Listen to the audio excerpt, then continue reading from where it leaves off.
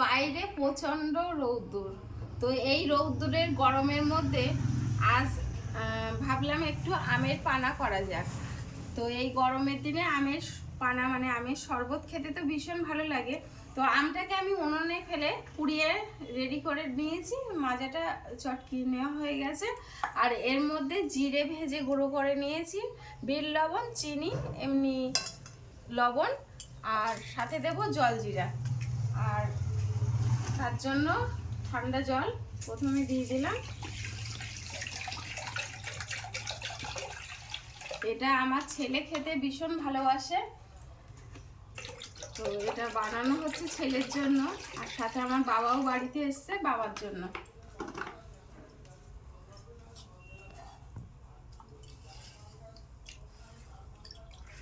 কচি আম, সেন্টটাই সুন্দর, আর সাথে জিরেটা ভেজে দেওয়া হয়ে গেছে গুঁড়ো করে।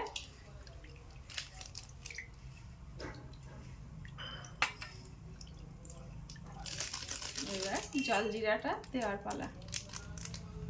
আমার বাবা এসে পাশে বসে গেছে কিন্তু আমের সেন্ট পেয়ে।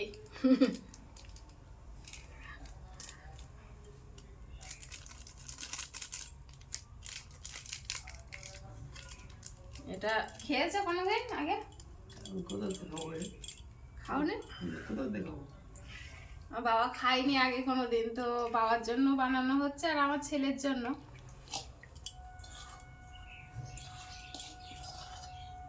এখন নতুন নতুন কত রকমের খাবার, বলো? তাই তো, এসব তো দেখেই না।